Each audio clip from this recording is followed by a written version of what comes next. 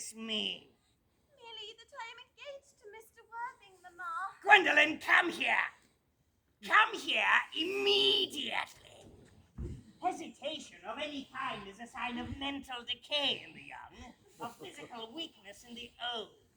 Apprise, sir, of my daughter's sudden flight by her trusty maid. I followed her at months by means of a luggage train. Of course, you will understand that all communications between yourself and my daughter must cease immediately from this moment. On this point, as indeed on all points, I am firm. I am engaged to be married to Gwendolen, Lady Bracknell. You are nothing of the kind, sir. And now, as regards Algernon.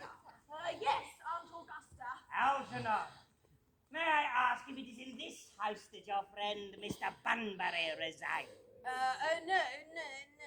Bunbury doesn't live here. Bunbury's somewhere else at present. In fact, I killed Bunbury this afternoon. I mean, Bunbury died this afternoon. What did he die of? Bunbury? Well, he was quite exploded. I mean, he was found out.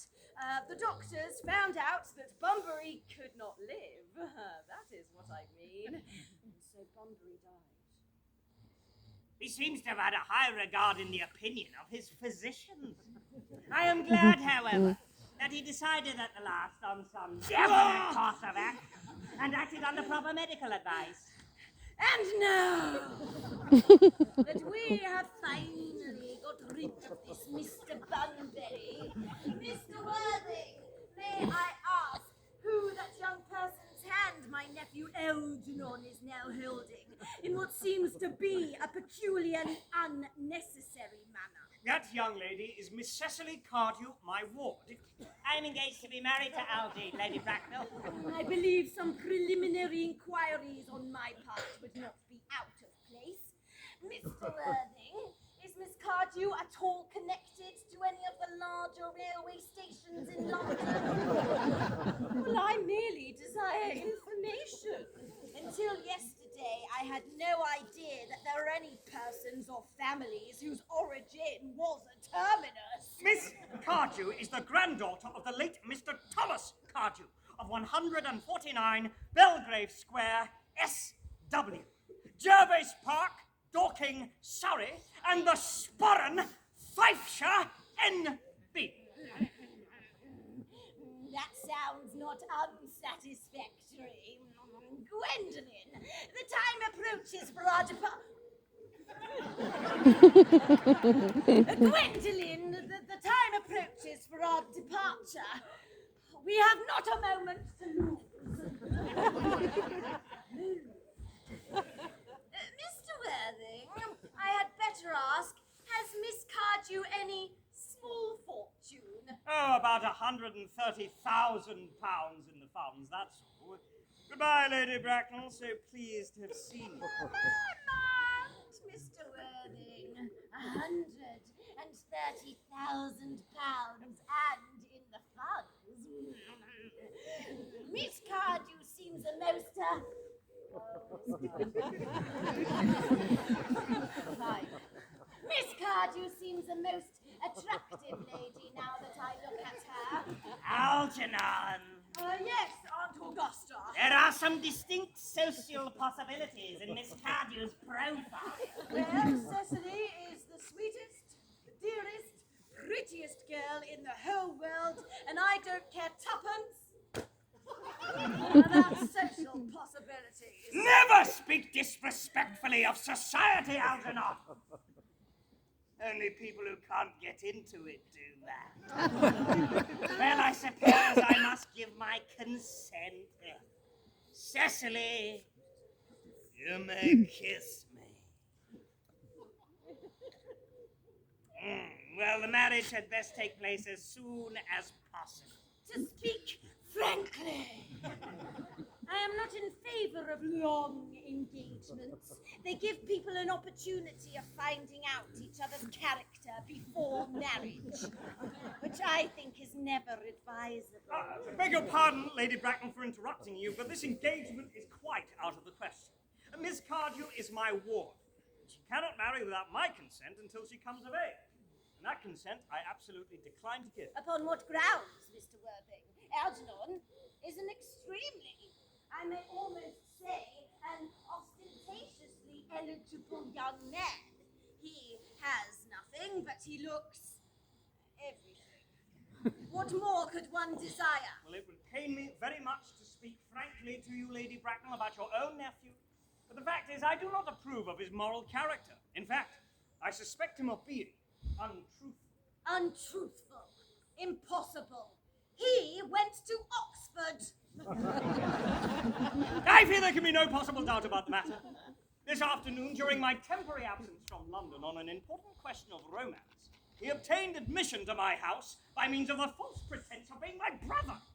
He succeeded over the course of the afternoon in alienating the affections of my only ward, and consequently, he staked a tea where he devoured every single sandwich. To make his conduct all the more heartless, he knew very well from the first that I have no brother. I never had a brother. And I have not the smallest intention of ever having a brother, not even of any kind. I distinctly told him so myself yesterday afternoon. Mr. Worthing, after some careful consideration, I have decided to entirely overlook my nephew's conduct to you. Well, that's very generous of you, Lady Bracknell. But my decision remains unaltered. I decline to give my consent. Come here, sweet girl. How old are you? Well, I'm really only 18. But I always admit to 20 when I go to evening parties. 18. But admitting to 20 at evening parties. Well, it will not be long before you are of age and free from the restraints of tutelage. So I really don't think your guardian's consent is, after all, a matter of any importance. Pray excuse me, Lady Bracknell, for interrupting you again, but I must point out that according to the terms of her grandfather's will, Miss Cardew does not legally come of age until she is 35. That does not seem to be any grave objection. 35 is a very attractive age. Half of London society have, of their own free choice, remained 35 for years. Lady Dumbleton is a case in point. Oh, Algie, could you wait for me till I was 35? Of course I could. You know I could. Oh, yes, I knew it instantly. But I could not wait 5 minutes. I hate waiting that long. Then what is the point of? Oh, I don't know, Mr. Moncrief. Mr. Worthing. Miss Cardew states quite positively that she cannot wait until she is 35, a remark that seems to display a somewhat impatient nature. I must beg of you to reconsider your decision. My dear Lady Bracknell, the matter lies entirely in your own hands. For the moment you allow my marriage to Gwendolyn, I will gladly allow your nephew to form an alliance with my ward. You must understand that what you propose is entirely out of the question. And a passionate celibacy is all that any of us can look forward to. That is not a destiny I propose for Gwendolyn. Algernon, of course, can decide for himself. Come, dear. We have already missed 5, if not 6 trains. To miss any more might expose us to comment on the platform. Algie, let us find Miss Prism.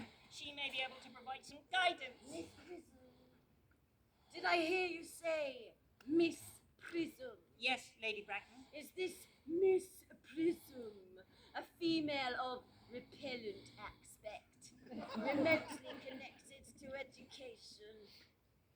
Well, may I ask what position she holds in this household? Miss Prism, Lady Bracknell, has for the last 3 years been the most esteemed governess and valued companion for Miss Cardew. Well, in spite of what I hear of her, I must see her at once. Let her be sent for! She approaches.